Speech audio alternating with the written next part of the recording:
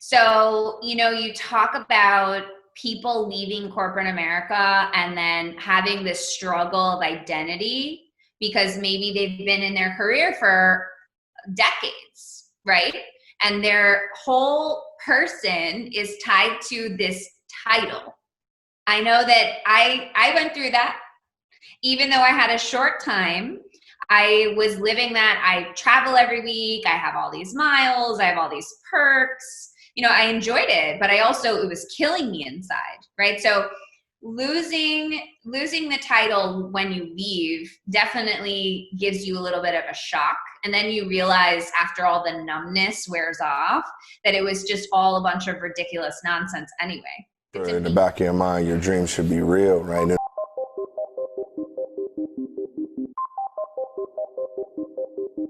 Thanks all for tuning in to Dreamcatchers, where we make things happen. Dreamcatchers was formally launched to unlock the hidden potential in successful, self-motivated individuals who desire to take their life's work to the next level but need support to evolve. We are a collective group of professionals with various backgrounds that use our talents to assist those individuals in realizing their wildest dreams by providing education, inspiration, and direction. This podcast is where we share the lessons we've learned along the way to catching our dreams and give you some context around the how and the why to each approach to put you further ahead on the journey to catching your dream. Are you ready? 1, 2, 1, 2. Hey, everybody, and welcome to the Dreamcatchers podcast. I'm your host, Jerome, and I've got the pleasure of having Stephanie Saunders with me today. Stephanie, how are things in Florida? Things are good. Hi, Jerome. Thank you for having me. We are not going through crazy COVID stuff like it was being reported. I think we're all in the same boat now. So it's okay.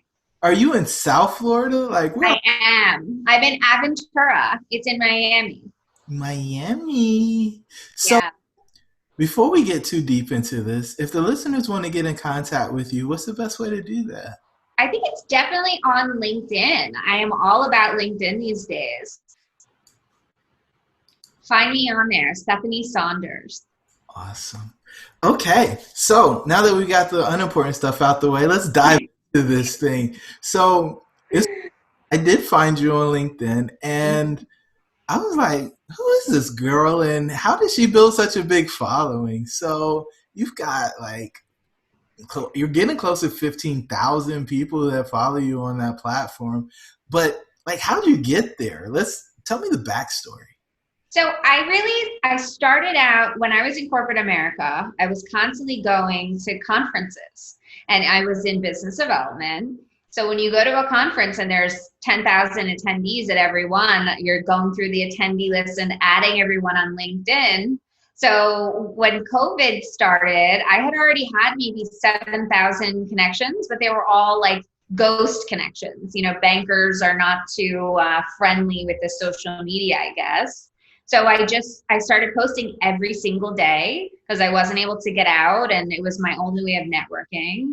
So in 4 months, I went from 7,000 to, 12 or 13 or something. So I think it's just engagement, finding active users, and posting. Okay, so talk to me a little bit about being in banking and what you do now, because I feel like you just pivoted and changed industries. I completely changed industries, but it's all in property, So I wanted to go to law school. I took the LSAT, and I was looking for an internship at a law firm during a recession. And the only place you could really get a job or an internship was at a foreclosure law firm. And I think originally I wanted to do personal injury, and my goal was to eventually represent children in need. It was totally outside of property. So I ended up getting a business development offer before I left to go to law school from an attorney's office who was representing creditors, and they were doing their foreclosures, right? So I got into this whole space of bankers who were in control of REO departments and bank-owned property and distressed assets. And I really just climbed that ladder in a short period of time. I think it was, 7 years total, but I learned the ins and outs of the distressed market.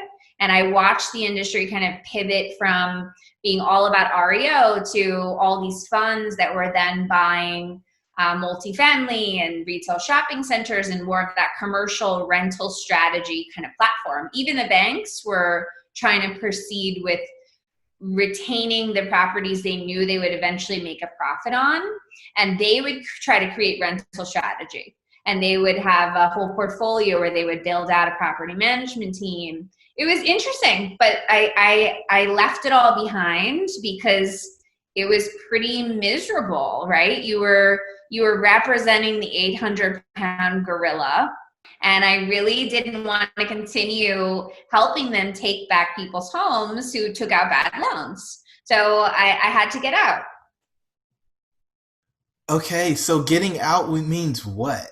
I left completely. So my company at the time was going to be acquired for the third time, and we were going to have a whole new division in place. And I said no, and I declined the new offer from the new group, and I just started on my own. The first thing that I did was I started a consulting company, and I retained the relationships that I had created with those funds who had created this new rental strategy in commercial property. And I also did some note trading, and I bought my first multifamily property. It was a nightmare. I definitely dove in. I thought I knew what I was doing because I had all this experience with distressed assets. I had a contact that was, unloading some stuff off market, and I bought something in the wrong area. I didn't know what it was like to be, at the time, it was basically a slumlord, and I just couldn't handle it. So I was lucky enough to have a friend who was willing to purchase because they wanted to develop in that area, and I got out really fast. But I would probably seek Jerome's assistance if I was going to be doing that again. So that's it. I started being more independent, and I also started working in public adjusting because they all kind of went together, doing property damage claims for all these asset managers and commercial property owners. When they have insurance and they have an issue, there is a need for public adjusters, and it was very lucrative and it was very rewarding. I was like an advocate for them when they didn't even know they had an option to have an advocate. So, what is public adjusting? Yeah. Sounds like you're a chiropractor or something. Talk to me. Right. That's what I said. I said, what is public adjusting? So, okay. When I was in the banking world, I stumbled across public adjusting because I had a client at the time who, do you remember the foreclosure market?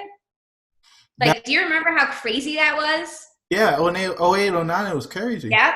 It was a wild time. So the banks, after they would own a property, they would have also this obligation now to maintain the property. So they would call that field services. So if they didn't unload it on an auction site or auction platform and they didn't have a buyer, they were responsible for cutting the grass, keeping the everything had to be kept up, making sure the roof was okay.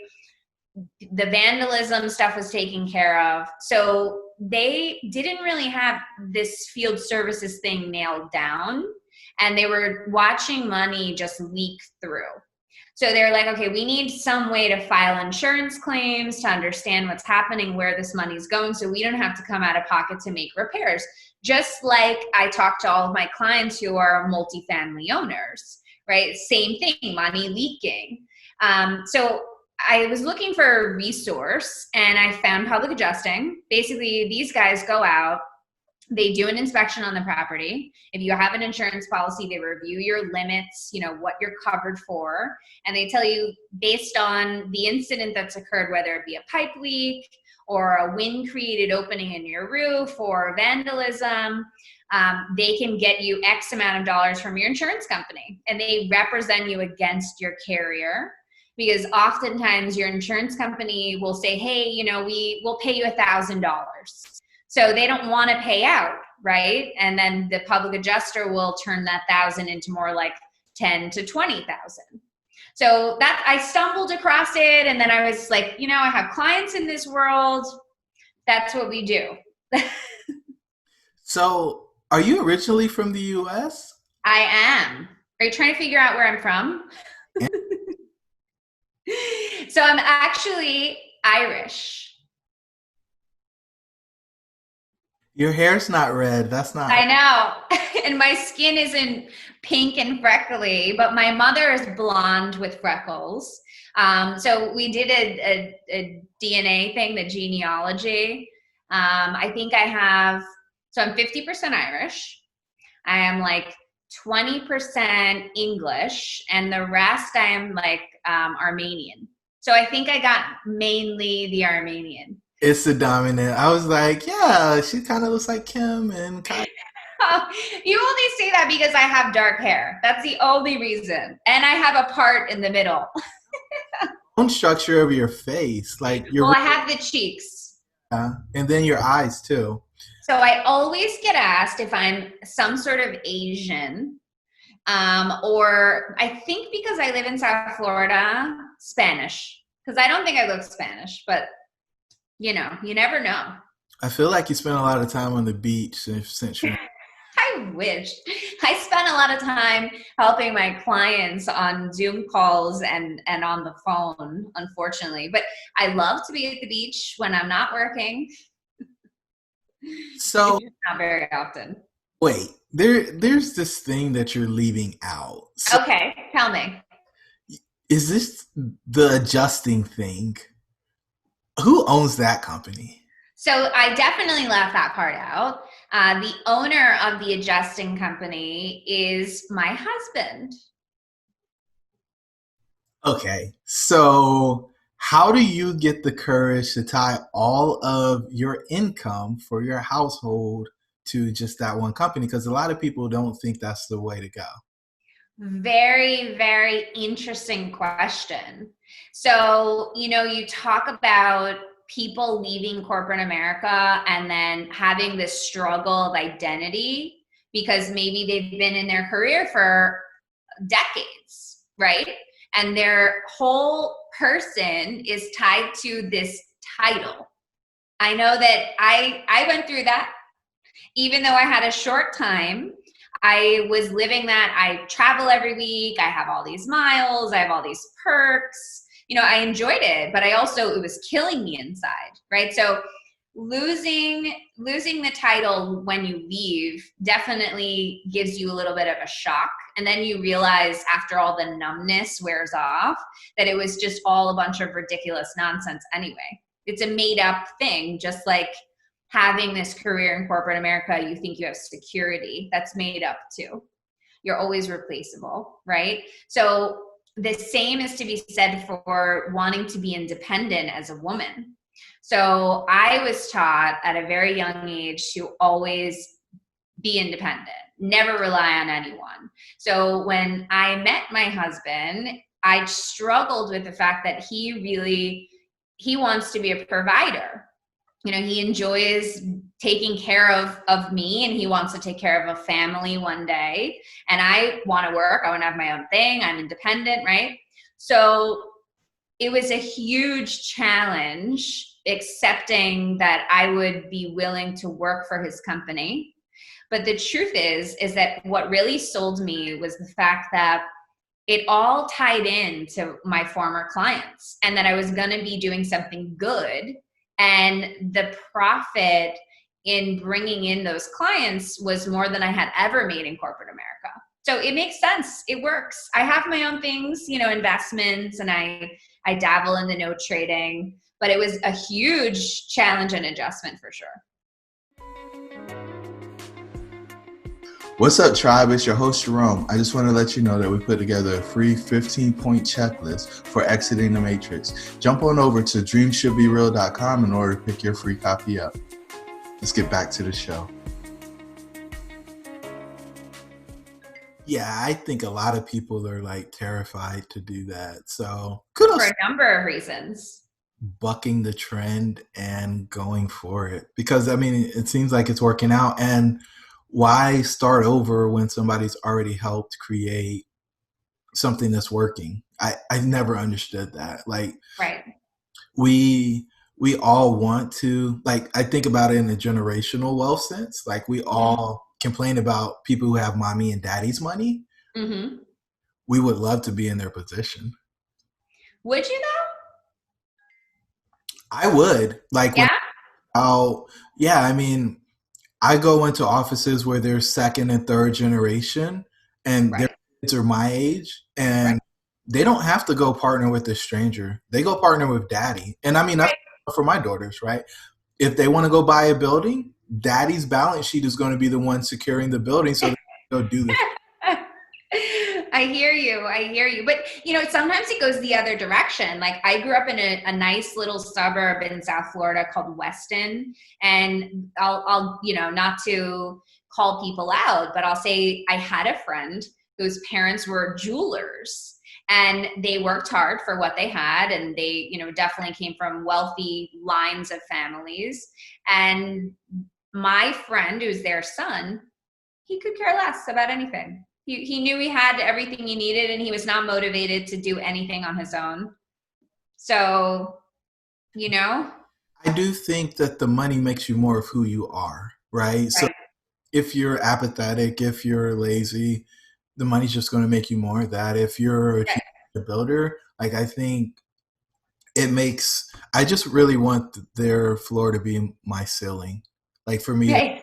important. Right. I hear you. Listen, I didn't come from a wealthy family at all, and my husband didn't either. And I think that's another reason why it was at the end of the day an easy decision to make once I got over myself to work with him. Is he's self-made. He worked so hard to do what he does. Like, why not add value to what he's doing? Right. So like I've worked for everything that I have. And I think it makes you happier at the end of the day because you know that everything you have is from your efforts. Yeah, I do think so. It's just a matter of how far can one generation really go? Like that's all True. the question. It's like, what do you have to do? And building all those relationships from scratch. And you're more bubbly, you're more outgoing, inviting.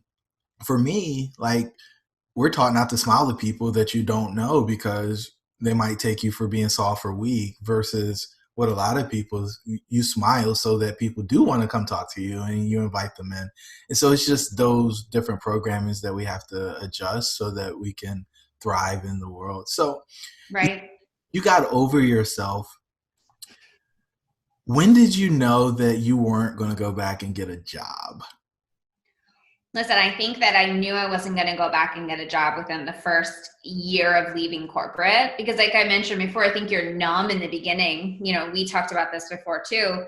You don't realize how numb you really were from everything you were doing in corporate. Because I think most people in corporate, and I'm not trying to be rude because I have plenty of friends who are still there. I think you're a sheep and you don't even know you're a sheep.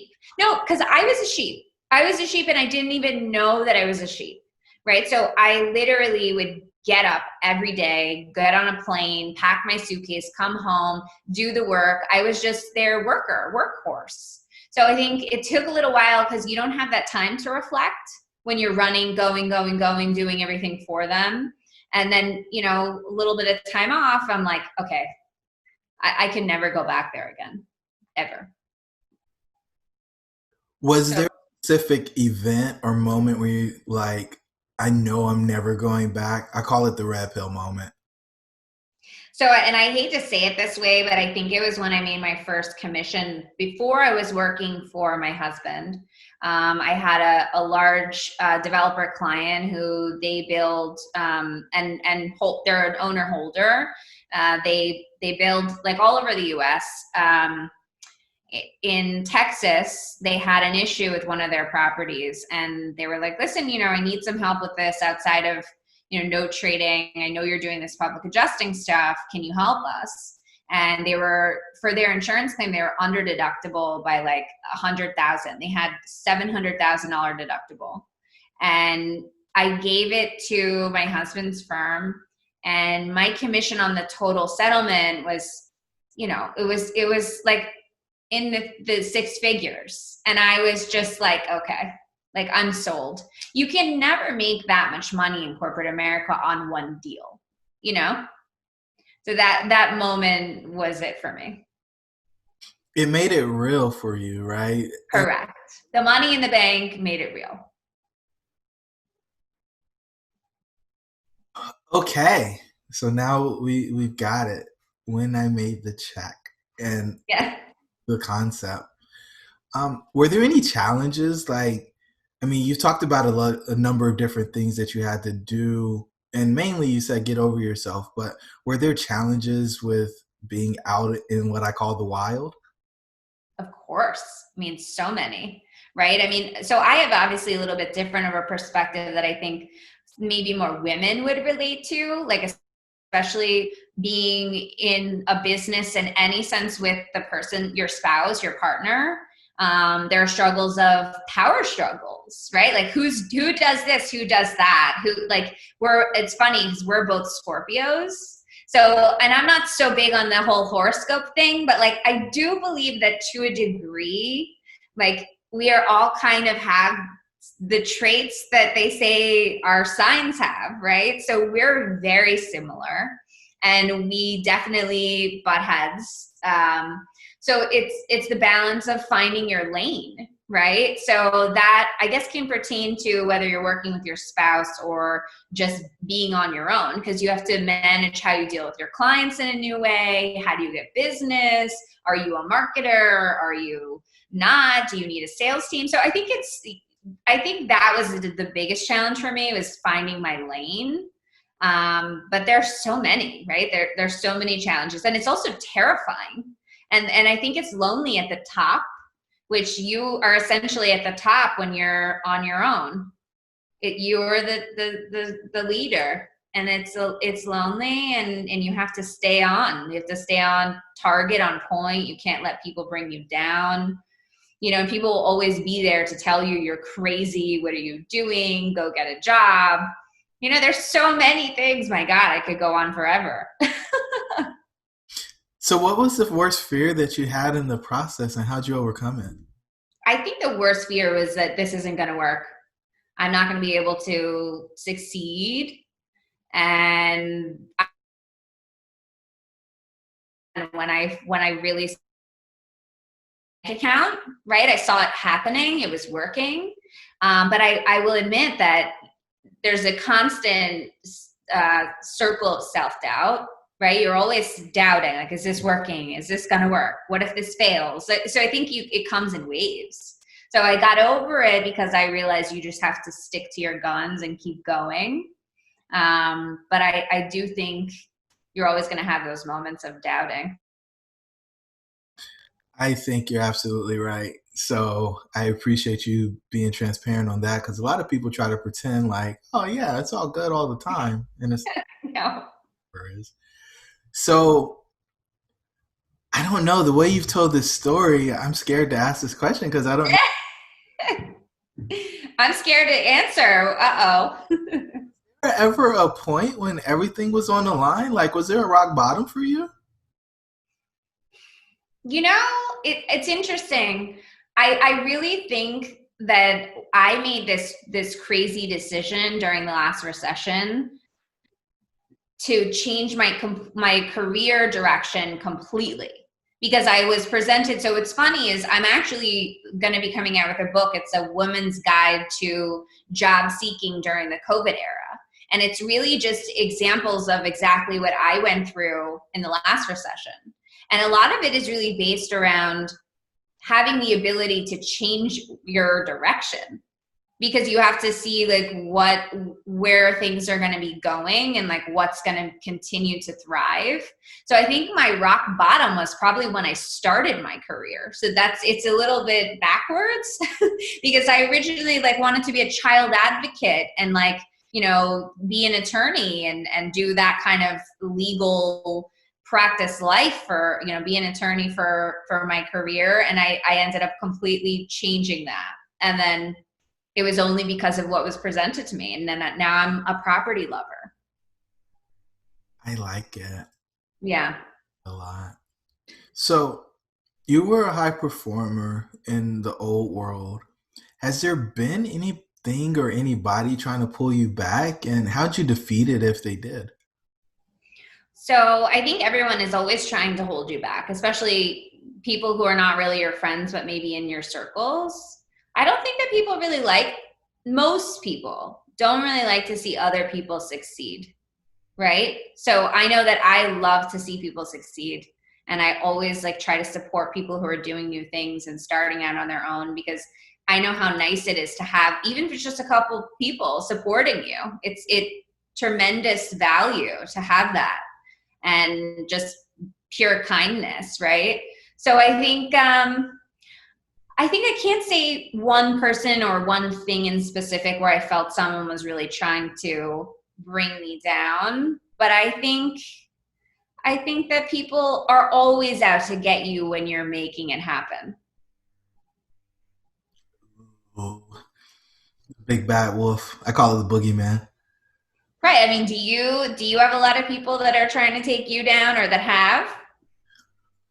No, right? So for me, I live in this bubble. Right. The only way to get in the bubble is somebody that's in the bubble saying it's okay for you to come in the bubble. Right. But that's smart. It's it is smart in some ways, but so I had to build it because I lack discernment. Like I view the world in a way that I think everything is happening for me, and I think people wouldn't come into my world with the hope of hurting me or harming me or doing something negative. It's not true. I know it's not true, but that's the way that I look at the world. And so, in order to protect myself, once the people get in, then I don't want to worry about or look over my shoulder or wonder about them, and they protect those relationships the same way. Right. Well, like I said before, it's lonely at the top. Yeah, it's very isolating, and you tend to rely on people probably more than you should, just because Right. you've got so many eggs in so few baskets. But it's the only way that I've been able to find sanity, and so Right. I work through it. And Right. what is the biggest difference in the way that you live your life today? Oh my gosh. So it's funny, I think I did have this opinion that I would work less being out of corporate America. And it's definitely not true. I work way more now, but it is way more rewarding and way more fruitful. And the biggest difference is that I actually make my own decisions, and I'm able to add value in my cool opinions on things, right? Or my vision with something. It's in corporate America, they don't care about your vision. They don't care about how you think something should be done, right? It's kind of just like get in line and do it. So I appreciate that, like I can be creative when it comes to a business deal, when it comes to a new client, when it comes to how our sales team is presenting themselves. It's all just so much more rewarding because it's for you. I like that. I like that a lot. Stephanie, what are you most grateful for? I think I'm most grateful for my experience during the recession. Tell Really. tell me more. So I think when you start out as an adult in like this crazy time, like sure, there have been crazier times in the world than the Great Recession, right? But it was a crazy time. So I had so many friends, family members, watch businesses crumble that were affected by this whole situation. And then I was successful, and most of my friends were moving back home after college. They were doctors, they were nurses, they went the long road and did the thing that I didn't, which was go to law school, right? So I got to learn so much about kind of school being a sham. Money doesn't really make you, just all of this was my experience from like probably the worst time in my life, unless COVID will be, in terms of an economy. But I feel like I'm fully, and I think a lot of people from my generation who had similar experiences would feel the same. Like we're fully equipped to like pretty much handle anything. You got to be bendable. And I don't know that I would be so adaptable and bendable and positive if I hadn't had that experience. Ooh, that's a mature perspective. I love it. The recession aged me. That is so cool. We're coming down to the end. We've got 3 questions left. Okay. Something that forces me to break the rules and ask more. And so the first one is, what dream are you most focused on catching next? So I think one of my next dreams is actually getting more into real estate. So I don't know. I think it's funny to tie these two together, but I think it's also creating a family.